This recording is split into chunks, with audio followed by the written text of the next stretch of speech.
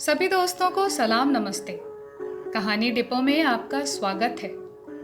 मैं हूँ स्वाति और कहानी का नाम है बिच्छू फूफी। कहानीकार हैं इस्मत चुगताई। तो आइए शुरू करते हैं बिच्छू फूफी।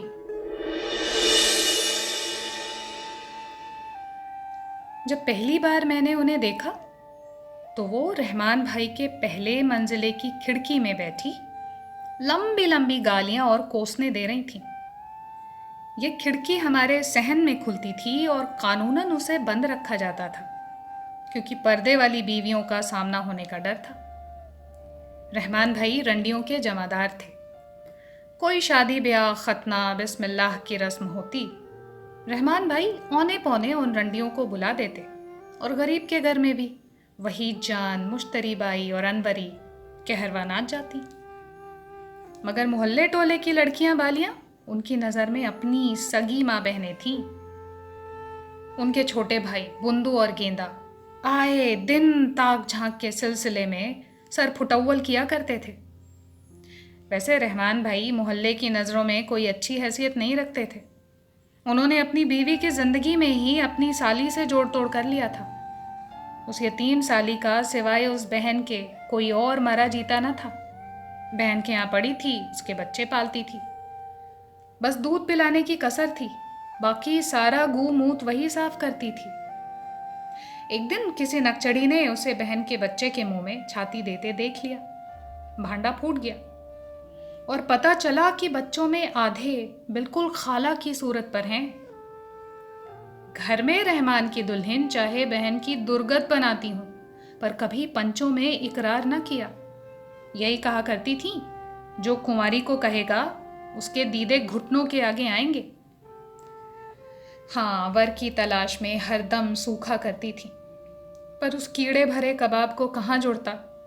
एक आंख में ये बड़ी कौड़ी सी फुल्ली थी, पैर भी एक जरा छोटा था, कूल्हा दबाकर चलती थी।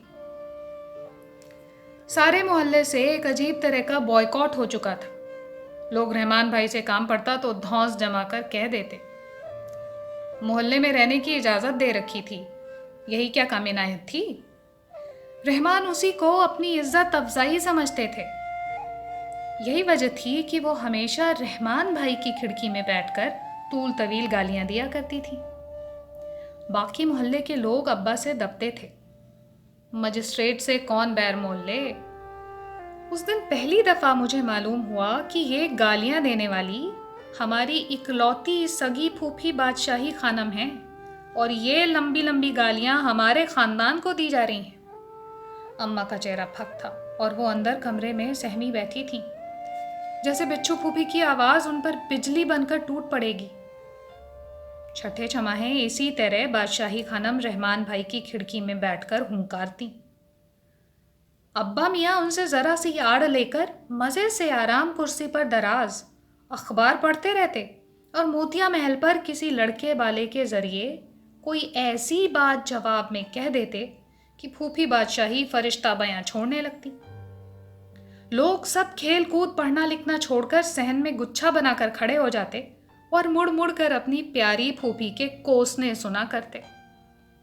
जिस खिड़की में वो बैठी थीं, उनके तूल तवील जिस्म से लबालब भरी हुई थी। अब्बा मियाँ से इतनी हम शक्ल थीं जैसे वही मूछें उतार कर दुपट्टा ओढ़कर बैठ गए हों, और बावजूद कोसने और गालियां सुनने के हम लोग बड़े इत्मीनान से उन्हें तका करते थे।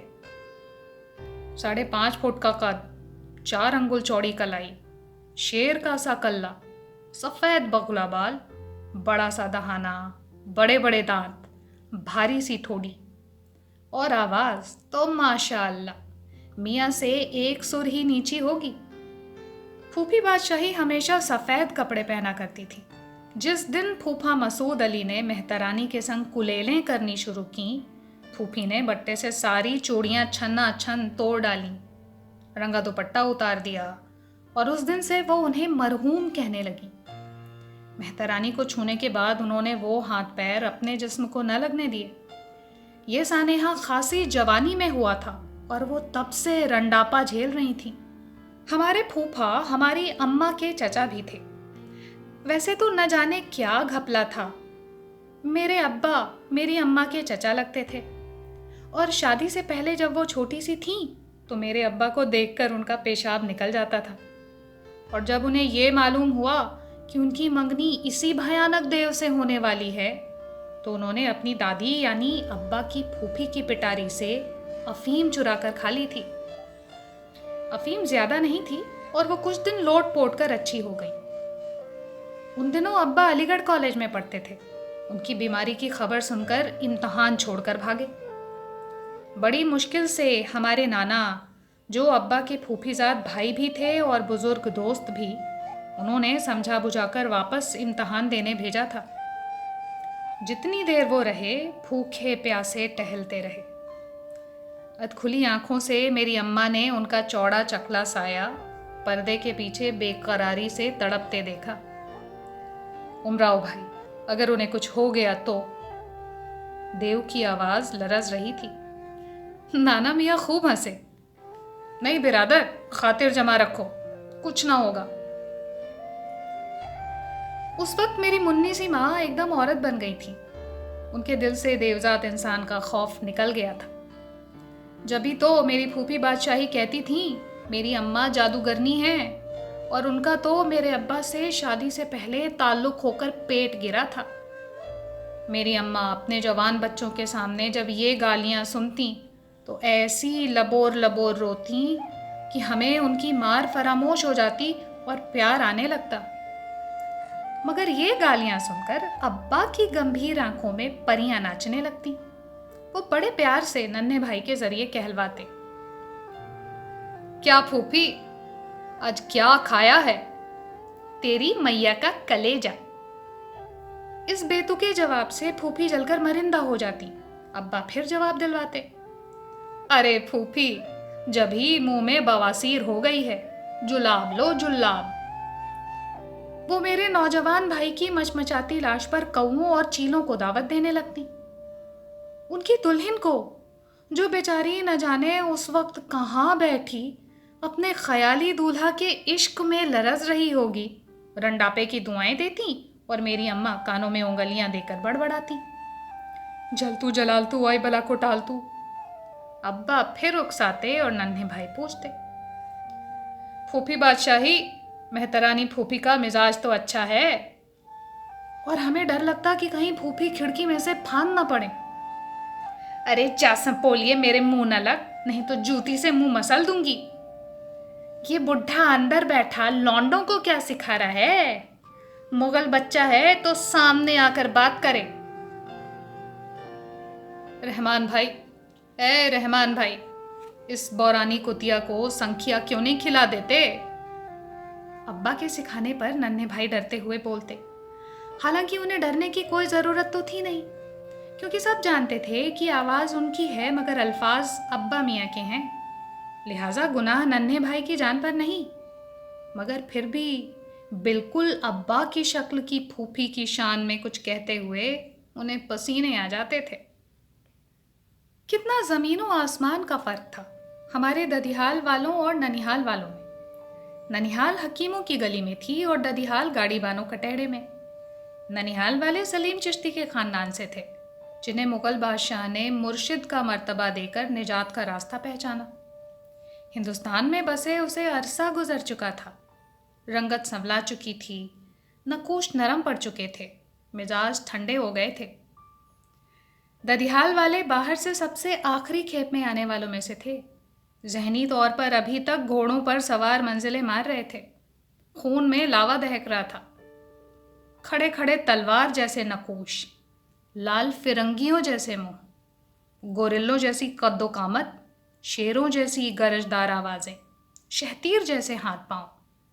और ननिहाल वाले नाजुक हाथ पैरों वाले, शायराना तबीयत के, धीमी आवाज में बोलने के आदी। ज्यादातर हकीम, आलिम और मौलवी थे। जब ही मोहल्ले का नाम हकीमों गली पड़ गया था। कुछ कारोबार में भी हिस्सा लेने लगे थे। शालबाफ, जरदोज और अत्तार वगैरह बन चुके थे। मेरी ददिहाल वाले ऐसे लोगों को कुंजड़े कसाई कहा करते थे, क्योंकि वे खुद ज्यादातर फौज में थे। वैसे मार धाड़ का शौक अभी तक नहीं हुआ था।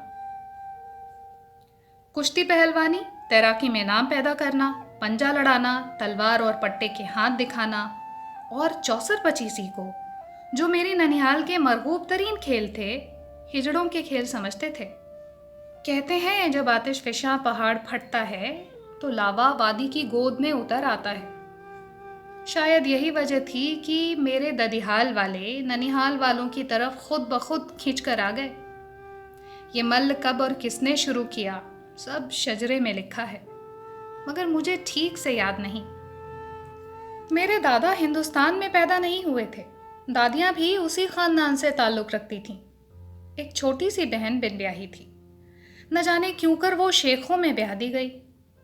शायद मेरी अम्मा के दादा ने मेरे दादा पर कोई जादू कर दिया कि उन्होंने अपनी बहन बकौल फूफी बादशाही कुंजड़ों कसाईयों में दे दी।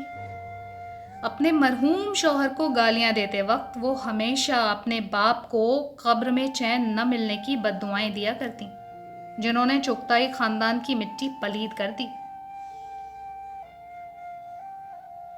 मेरे फूफी के 3 भाई थे, मेरे ताया, मेरे अब्बा मियाँ और मेरे चचा। 2 उनसे बड़े थे और चचा सबसे छोटे थे। 3 भाइयों की एक लाडली बहन हमेशा की नखरीली और तनुक मिजाज थी। वो हमेशा तीनों पर रौब जमाती और लाड़ करवाती, बिल्कुल लौंडों की तरह पली। शाह सवारी, तीरंदाजी और तलवार चलाने की भी खास मश्क थी। वैसे तो फैल फाल कर ढेर मालूम होती थीं, मगर पहलवानों की तरह सीना तान कर चलती थीं। सीना था भी 4 औरतों जितना।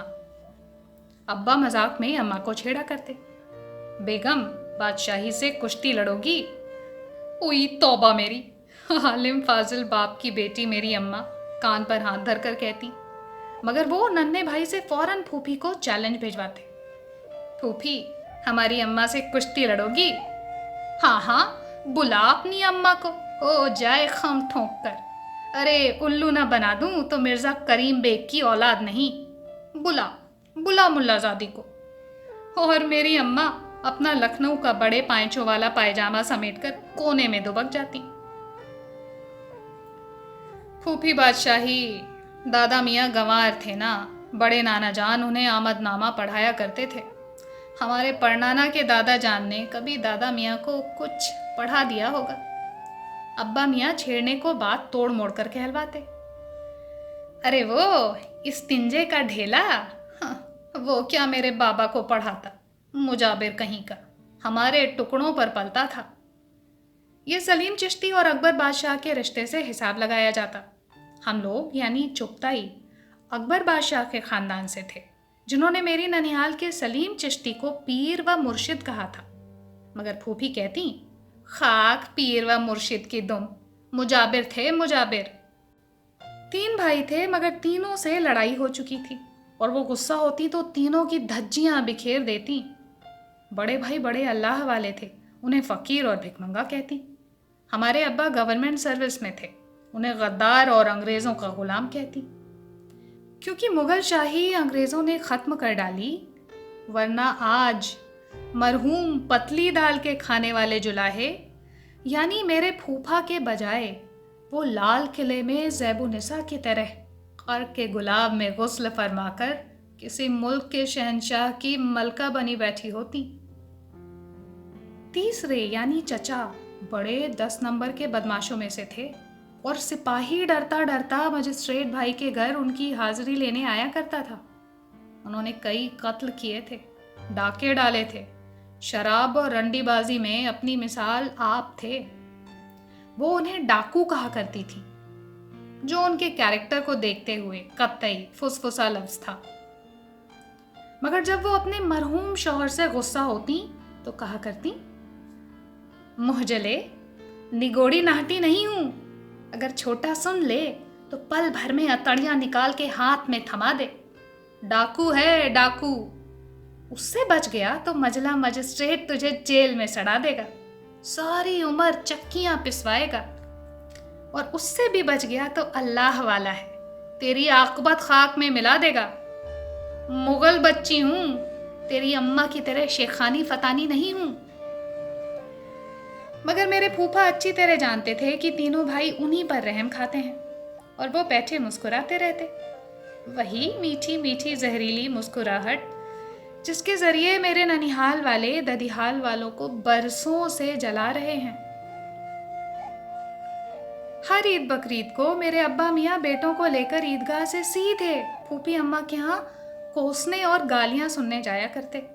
वो फौरन पर्दा कर लेती और कोठरी में से मेरी जादूगरनी माँ और डाकू मामू को कोसने लगती।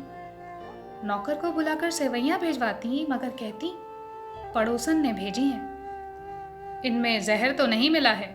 अब्बा छेड़ने को कहते और फिर सारी ननिहाल के चीथड़े बिखर जाते।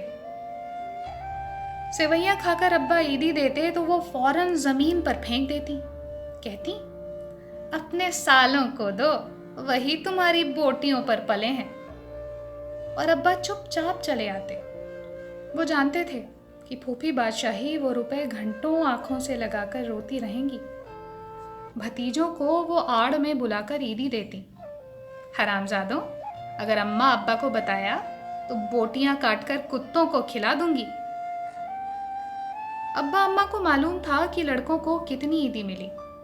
अगर किसी ईद पर किसी वजह से अब्बा मियाँ न जा पाते तो पैगाम पर पैगाम आते।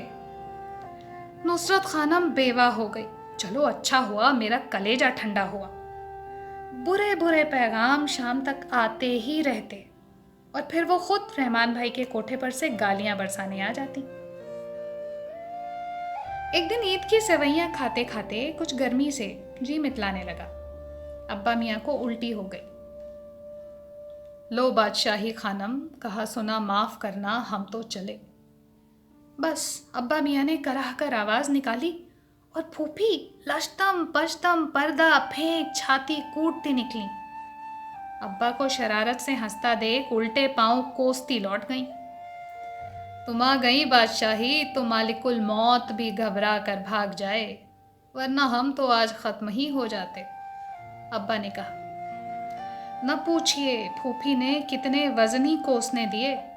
उन्हें खतरे से बाहर देखकर बोली, अल्लाह ने चाहा बिजली गिरेगी, नाली में गिरकर दम तोड़ोगे, कोई मैयत को कांधा देने वाला न बचेगा। अब्बा चिढ़ाने को उन्हें 2 रुपए भिजवा देते। भाई हमारी खानदानी दोमनिया गालियां दें तो उन्हें बेल तो मिलनी ही चाहिए। और वे बौखलाहट में कह जाती, बेल दे अपनी अम्मा बहिनिया को। और फिर अपना मुंह पीटने लगती।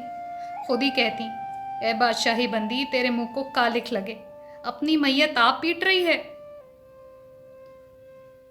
फूफी को असल में भाई से ही बैर था, बस उनके नाम पर आग लग जाती।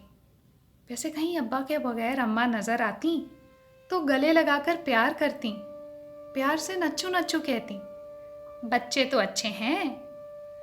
वो बिल्कुल भूल जाती कि ये बच्चे उसी बदजात भाई के हैं जिन्हें वो अजल से अबद तक कोसती रहेंगी।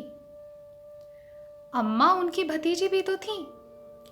भाई किस कदर घपला था। मेरी ददिहाल ननिहाल में एक रिश्ते से मैं अपनी अम्मा की बहन भी लगती थी। इस तरह मेरे अब्बा मेरे दूल्हे भाई भी होते थे। मेरी ददिहाल को ननिहाल वालों ने क्या क्या गम न दिए। गज़ब तो तब हुआ जब मेरी फूफी की बेटी मुसर्रत खानम जफ़र मामू को दिल दे बैठी। हुआ ये कि मेरी अम्मा की दादी यानी अब्बा की फूफी जब लबे दम हुई तो दोनों तरफ के लोग तीमारदारी को पहुँचे। मेरे मामू भी अपनी दादी को देखने गए और मुसर्रत खानम भी अपनी अम्मा के साथ उनकी फूफी को देखने आई। बादशाही फूफी को कोई डर खौफ तो था नहीं। वो जानती थी कि मेरे ननिहाल वालों की तरफ से उन्होंने अपनी औलाद के दिल में इत्मीनान बख्श हद तक नफरत भर दी है। और 15 बरस की मुसर्रत खानम का अभी तन ही क्या था। अम्मा के कूले से लगकर सोती थी, दूध पीती ही तो उन्हें लगती थी। फिर जब मेरे मामू ने अपनी करंजी शरबत भरी आंखों से मुसर्रत जहां के लचकदार सरापे को देखा तो वहीं के वहीं जम कर रह गए। दिन भर बड़े बूढ़े तीमारदारी करके थक हार कर सो जाते तो ये फर्माबरदार बच्चे सिरहाने बैठे मरीज पर कम एक दूसरे पर ज्यादा निगाह रखते। जब मुसर्रत जहां बर्फ में तर कपड़ा बड़ी बी के माथे पर बदलने को बढ़ाती तो जफर मामू का हाथ वहां पहले से मौजूद होता। दूसरे दिन बड़ी बी ने पट से आंखें खोल दी, लरसती कांपती तकिए के सहारे उठ बैठी। उठते ही सारे खानदान के जिम्मेदार लोगों को तलब किया। जब सब जमा हो गए तो हुक्म हो, काजी को बुलवाओ। लोग परेशान कि बुढ़िया काजी को बुला रही है कि आखिरी वक्त सुहाग रचाएगी, दोनों का निकाह पढ़ाओ। लोग चकराए, किन दोनों का? उधर मुसर्रत जहां पट से बेहोश होकर गिर गईं और जफर मामू बौखलाकर बाहर निकल लिए। चोर पकड़े गए, निकाह हो गया। बादशाही फूफी सन्नाटे में रह गईं। हालांकि कोई खतरनाक बात नहीं हुई थी, दोनों ने सिर्फ हाथ पकड़े थे, मगर बड़ी बी के लिए बस यही हद थी।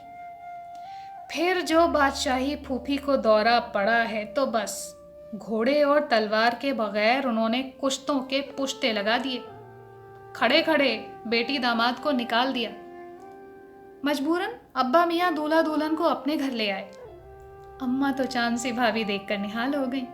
बड़ी धूमधाम से वलीमा किया।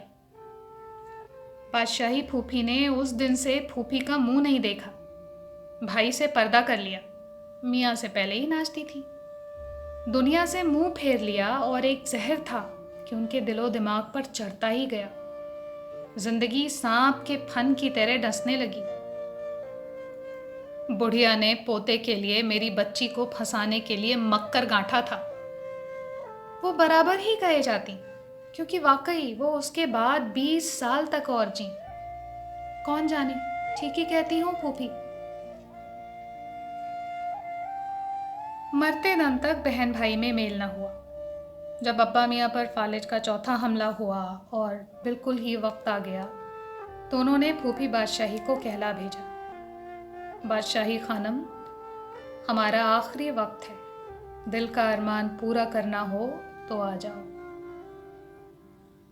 न जाने इस पैगाम में क्या तीर छुपे थे। भैया ने फेंके और बहनिया के दिल तराजू हो गए। हुलहुलाती, छाती कूटती, सफ़ेद पहाड़ की तरह भूचाल लाती हुई बादशाही खानम उस ड्योढ़ी पर आ उतरी जहां अब तक उन्होंने कदम नहीं रखा था। लो बादशाही, तुम्हारी दुआ पूरी हो रही है। अब्बा मियाँ तकलीफ में भी मुस्कुरा रहे थे, उनकी आंखें अब भी जवान थीं। फूफी बादशाही बावजूद बालों के वही मुन्नी सी बच्चू लग रही थीं जो बचपन में भाइयों से मचल मचल कर बात मनवा लिया करती थीं। उनकी शेर जैसी खुर्राट आंखें एक मेमने की मासूम आंखों की तरह सहमी हुई थीं। बड़े बड़े आंसू उनकी संगमरमर की चट्टान जैसे गालों पर बह रहे थे। हमें कोसो बच्चू भी, अब्बा ने प्यार से कहा।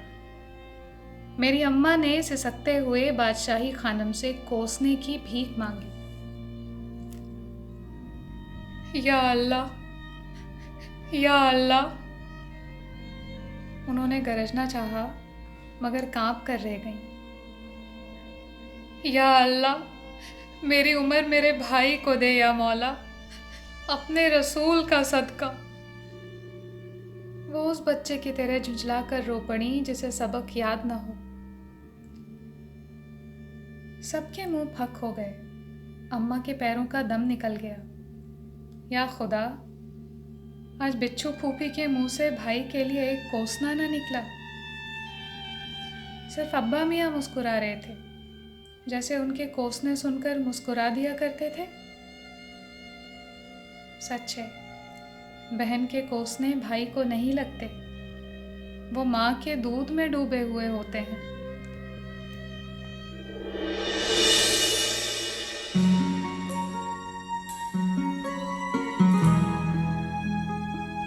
तो ये थी कहानी बिच्छू फूफी। कहानी आपको कैसी लगी ये हमें ज़रूर बताएं, क्योंकि आपकी प्रतिक्रिया हमारे लिए बेहद महत्वपूर्ण